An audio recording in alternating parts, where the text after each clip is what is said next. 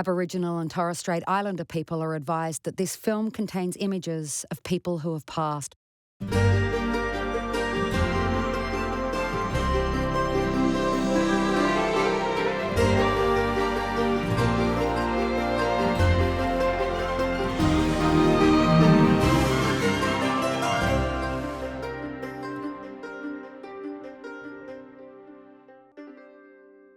In the Gwalia Museum near Leonora is the original corporate seal embosser of the Sons of Gwalia gold mine, founded by Welsh entrepreneur George William Hall.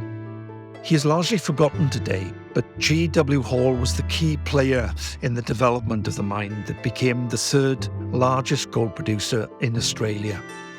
In doing so, Hall wheeled and dealed, travelled alone through the remote Western Australian outback, dined at the best hotels in London, floated the Sons of Gwalia on the London stock market, and set up his family in a mansion in Adelaide.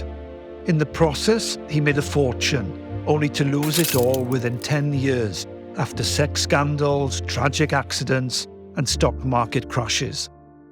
The Sons of Gwalia mine is on the edge of the Great Victorian Desert, but the story of this fabulous gold mine actually starts on the other side of the world, in Wales, during an Eisteddfod music festival in the coastal town of Llanelli. Attracted by reports of the gold finds in Western Australia, a group of Welsh businessmen met here and agreed to finance a prospecting syndicate to be run by Thomas Tobias.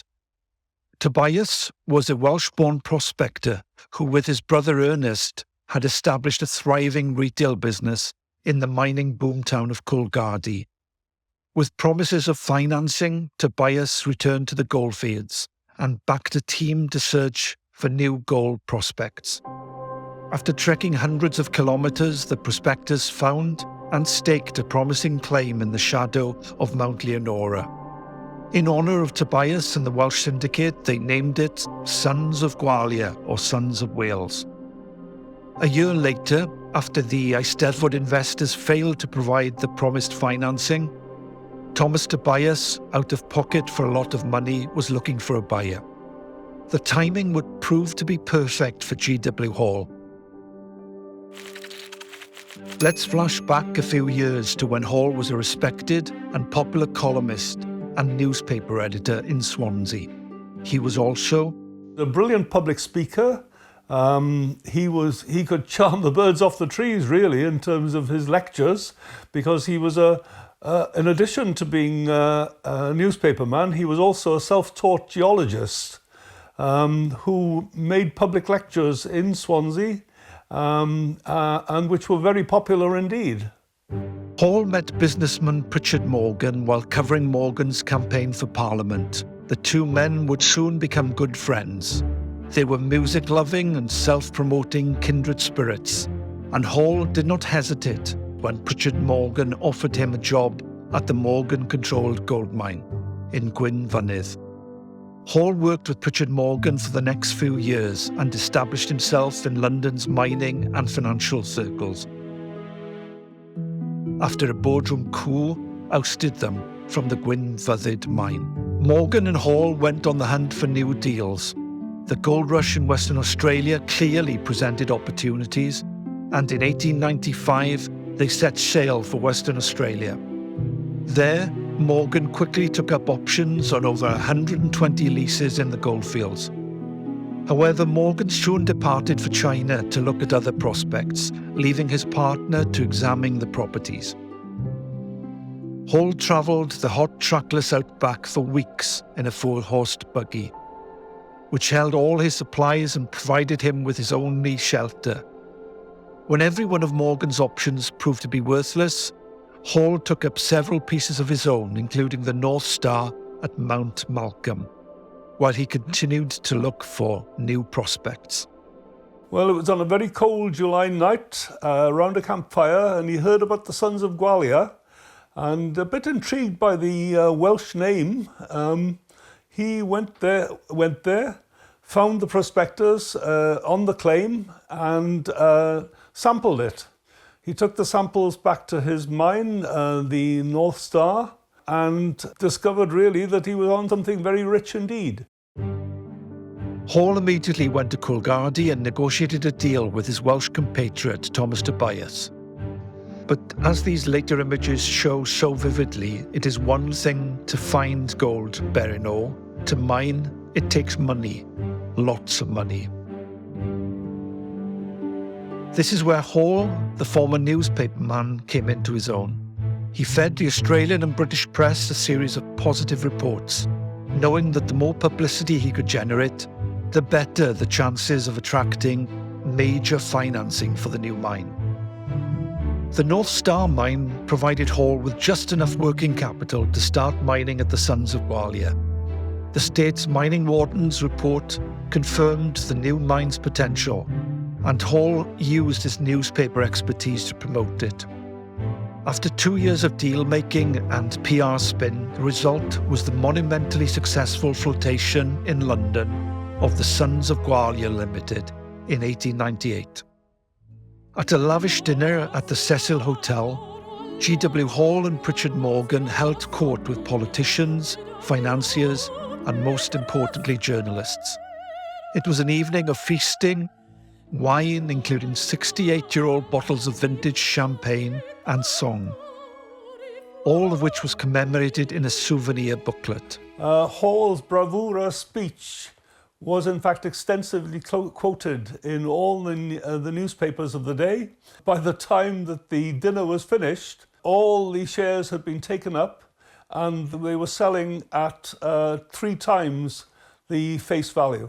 He really had a knack for selling a story. Successful as the mine was, it would not have been as successful if Hall had not managed to sell this story so effectively. However, in keeping with Morgan's playbook, the deal was structured to benefit the promoters, leaving the company itself short of actual working capital. In many respects, this would prove to be the high watermark of G.W. Hall's career. He made a triumphant return to Western Australia. He was popular and respected. A political career beckoned. But within 8 years after Hall first set foot in Western Australia, his life began to fall apart. His retained Gwalia leases needed more capital to mine and process lower-yielding ore, but the gloss had gone off mining stocks in London. Meanwhile, Hall's wife Martha Mary had expensive tastes, and she was always pressuring him for money, even as his business ventures became weaker. Matters came to a head when she had an affair with an Adelaide clergyman that resulted in a messy and very public divorce. Really, it was a scandal which, for an entire week, filled the Adelaide newspapers. And finally, it was found that she had committed adultery. It was ruinous as far as his reputation was concerned. I refuse to be made a convenience of any longer, but for the children's sake, as I said before, your present allowance, well, I can afford it.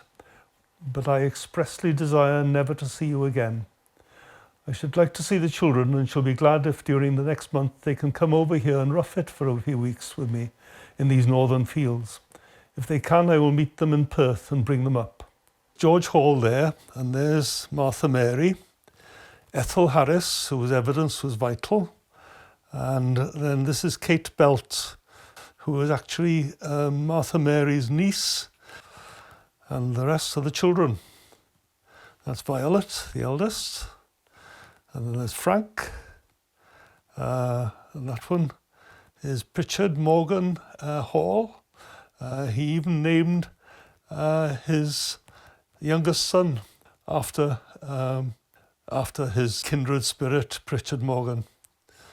And he became a gambler as well. The slide downhill accelerated. Hall was unable to raise further finance for new ventures. Even so, he was still well regarded in local mining circles. When he left WA in 1908 for the last time, a journalist wrote, "In the history of the outback mining fields, few names are more prominent than that of Mr. G.W. Hall. And to that gentleman's enterprise, the state owes many of the flourishing mines which today help swell the gold yield of that state." Coolgardie Miner, 1908. A few years later, after working in China and Korea, Hall returned to Wales, and still supported by Pritchard Morgan, moved into the old mine manager's bungalow at Gwynfynydd. In 1915, after a dinner with his kindred soul, Hall lost his footing on the rocky path homewards and fell to his death in the gorge of the River Mawddach. The police statement recorded G.W. Hall, formerly hailed in the British and Australian press as a mining magnate, as simply an assistant mine manager of the Gwynfynydd mine. Hall had been like a meteor across the sky of the mining industry, but by now he was unimportant. The world has moved on. We were in the period of the First World War, and there were other more important things than the death of a former mining magnate. Over 125 years after G.W. Hall heard a story around an outback campfire, Sons of Gwalia is still a producing gold mine.